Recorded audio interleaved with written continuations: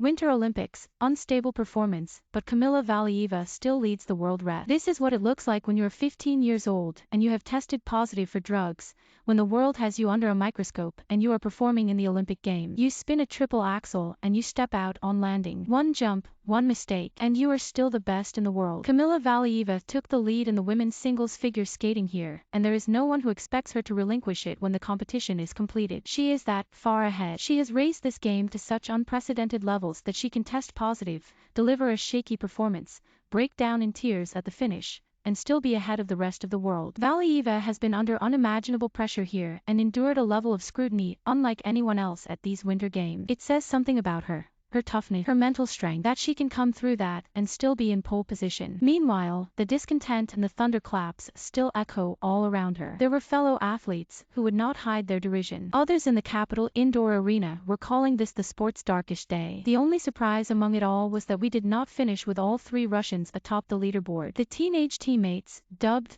the Quad Squad because of the world-beating jumps they can execute, finished overnight in first, second and fourth. Kori Sakamoto, of Japan, managed to squeeze in between them, though the upset was less the standard of her routine than the fact that Alexandra Trusova, the third Russian, fell on the first jump in her routine, the triple axel, again, to let her in. The Quad Squad are trained by Ettore Tutberidze, a coach now infamous for both the brilliant skaters she produces and the broken ones she discards. Of the past 5 skaters to break the world record score, her trio here are 3 of them, and Valieva is the best of all. She has broken that world record 3 times in 5 months. Even having snagged that triple axel in her short program, the score she posted was better than the personal best of everyone else in the field. That is down to the level of difficulty she sets herself, though the raging anger around the ice rink suggested that it was down to a lot more. There are a lot of outstanding athletes here who will not get near this podium. In the middle of this competition, they are reluctant to stoke the flames, yet they also want to share an opinion. This, for instance, was Mariah Bell,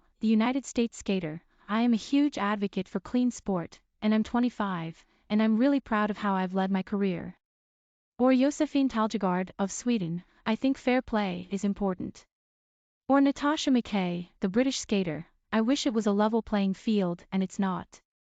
Every comment is heavily loaded. Less subtle was Adam Rippon, a former U.S. figure skater and Bell's coach. This ruins the integrity of the Olympics, he said. Of Valieva, the team around her are child abusers. That last comment is also pertinent, as the Valieva scandal has triggered a debate about whether there should be a minimum age limit before minors are allowed to join open competition. So this story hasn't been solely a doping scandal. It has been about young athletes and whether this should be a sport for adults or prepubescent. The first athlete out on the ice was Anastasia Shabatova, a 16-year-old skating for Ukraine. This is the same Shabatova who used to represent Russia, but, age 13, gave an Instagram QA in which she said that Tutberidze athletes were using performance-enhancing drugs. Her career as a Russian came to an end soon after that. So, no, she didn't have much of an opinion about Valieva, because she has long been her friend. And neither did she want to opine on the Ukraine-Russia border crisis, because she had so long been a Muscovite. When the day's competition was over, Anna Sherbakova,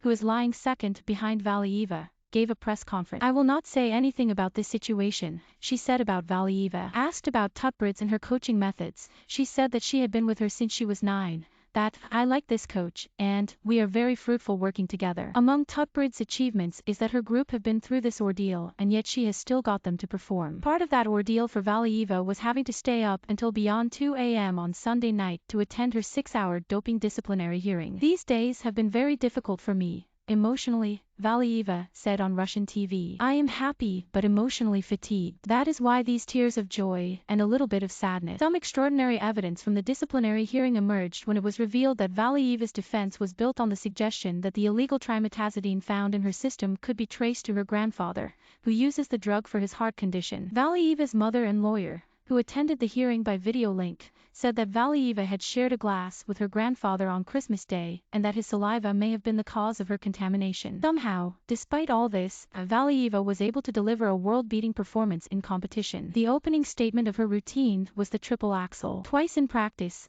5 hours before she was to compete, she tried the triple axel and failed to land it. When she stepped onto the ice again, she was applauded by the crowd. Then, when she started her program, she failed to land the triple axel again. It wasn't a tumble, only a clumsy landing and a foot out to maintain balance. Was that the pressure showing? If it was, she quickly put it behind her. She completed the rest of her program without error and finished top. And yet the tears that followed showed how far she was from being satisfied.